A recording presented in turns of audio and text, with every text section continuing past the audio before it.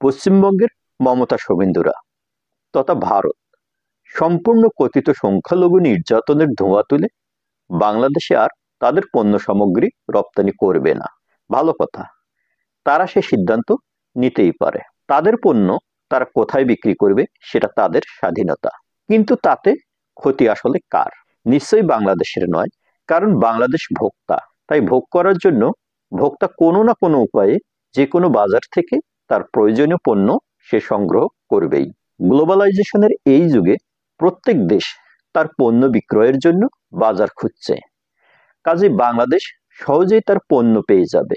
তবে ভারত কিন্তু এত কাছাকাছি তার কাঁচা পণ্য বিক্রয় করার বাজার তৃতীয়টি খুঁজে পাবে না। তখন তার কৃষক সম্প্রদায় যে ঝুঁকিতে পড়বে, সেখান থেকে বেরিয়ে আসা ভারতের জন্য সহজ হবে না।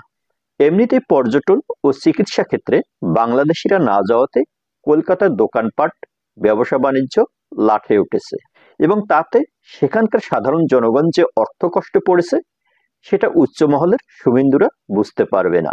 যে খেটে খাওয়া মানুষটি দোকানপাট করে জীবিকা নির্বাহ করে, যানবাহন চালিয়ে রোজগার করে, কিংবা নিজের ছোট্ট থাকার জায়গাটির খানিকটা অংশ বিদেশি পর্যটকের কাছে ভাড়া দিয়ে 2-4 পয়সা রোজগার করতে পারে, তারা জানে একজন বাংলাদেশি পর্যটক কিংবা চিকিৎসা প্রার্থী তাদের অর্থনৈতিক কর্মকাণ্ডে কতটা ভূমিকা রাখে। কিন্তু উঁচুতলা শুভেন্দু মমতারা সেটা কখনোই বুঝবে না। শুভেন্দু মমতাদের প্রয়োজন ভোট। সেই ভোটের জন্য তারা যেমন ধর্মের দোহাই দিয়ে দাঙ্গা লাগিয়ে মানুষ মারতে দ্বিধা করে না, তেমনি সাধারণ খেটে খাওয়া মানুষের রুজি রোজগারের পথ বন্ধ করতেও পিছু পা হয় না। এই যে ভারত বাংলাদেশের মধ্যে সাম্প্রতিক উত্তেজনা, সেটা তৈরির ইস্যু এবং মূলনায়ক আসলে কারা? সেই তো শুভেন্দু বাবুদের মতো ধর্ম ব্যবসায়ী রাজনীতিকরা আর তাদের দলীয় কিছু মিডিয়ার চেলা চামুন্ডারা। এর সাথে যোগ হয়েছে কিছু ভিউ ব্যবসায়ী অনলাইন অ্যাক্টিভিস্টরা, যারা সব রকম নিয়ম নীতি ও বিবেক বর্জিত হয়ে গুজব ছড়িয়ে সমাজে সাম্প্রদায়িকতার বিষ ছড়িয়ে যাচ্ছে।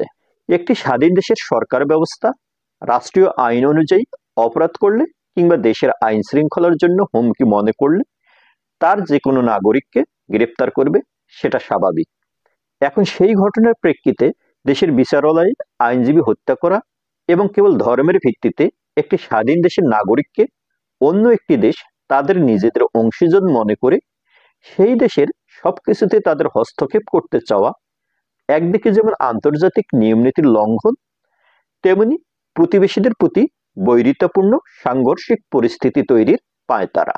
বাংলাদেশে এর আগে অনেক মুসলিম স্কলার্স, বড় বড় মৌলভী মৌলানাদের গ্রেপ্তার করে মামলা করা হয়েছে, রিমান্ডের নামে পুলিশি নির্যাতন করা হয়েছে।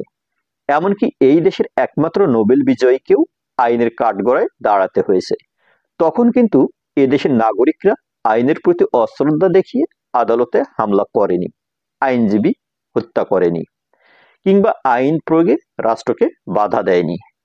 আর এখন মাত্র 10-12% জনগোষ্ঠীর একজন ধর্মীয় পুরোহিত, যাকে কিনা তারই পুরাতন কর্মস্থল স্বয়ং ইসকন নানান অভিযোগ তুলে সংগঠন থেকে সরিয়ে দিয়েছে, সেই পরিত্যক্ত পুরোহিতের পক্ষ নিয়ে পুরো বাংলাদেশকেই শুধু নয়, ভারতকেও রাষ্ট্রীয় সংঘাতে জড়িয়ে ফেলেছে স্বার্থান্বেষী মহল, যা কিনা দেশটির মিডিয়া থেকে শুরু করে রাজনৈতিক দলগুলো তো বটে, এমনকি রাষ্ট্রীয় মদদে জনগণকে উস্কে দেওয়া হচ্ছে।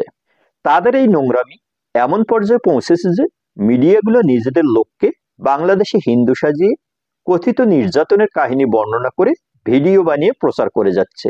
ভাষার ব্যবহার থেকে যাদের স্পষ্ট চিহ্নিত করা যায়, তাদের সেই প্রচার প্রপাগান্ডায় সে দেশের ভূঁইপুর 2-1টি হাসপাতাল বলছে তারা বাংলাদেশিদের চিকিৎসা দেবে না। আমরা দেশপ্রেম বাংলাদেশিরাও কিন্তু আসলে সেটাই চাই। ভারত তার পণ্য সামগ্রী বাংলাদেশে রপ্তানি বন্ধ করুক, চিকিৎসকরা বাংলাদেশিদের চিকিৎসা বন্ধ করুক, বাংলাদেশের বিলাসী বাঙালিদের ভ্রমণ নিষিদ্ধ করুক। তাহলে এই বাংলাদেশ একদিন সব ক্ষেত্রে আত্মনির্ভরশীল হয়ে উঠতে পারবে, কারণ প্রয়োজনীয়তায় একদিন বাংলাদেশিদের আত্মনির্ভরশীল করে তুলবে। ভারত নিজে থেকে যত দ্রুত বাংলাদেশকে বয়কট করে ততই বাংলাদেশের মঙ্গল।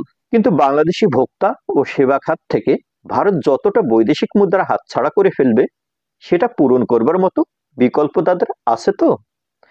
কাজে ভারত ও তাদের হিন্দু জনগোষ্ঠীর এই আন্দোলনে বাংলাদেশের নয়, যা ক্ষতি হবে তা সব হবে ভারতের সাধারণ মানুষের। বাংলাদেশ নিশ্চয়ই একসময় মাথা উঁচু করে ঘুরে দাঁড়াবে। এছাড়া বাংলাদেশের মুক্তিযুদ্ধে আজ ভারত যে সহযোগিতা করার কথা বলে, সেটা কিন্তু তারা বাংলাদেশকে ভালোবেসে করেনি, সেটা তারা করেছে নিজেদের প্রয়োজনে। কারণ ওই সময় পাকিস্তান থেকে বাংলাদেশকে আলাদা করতে না পারলে আজ হয়তো ভারত অখণ্ড থাকতো না।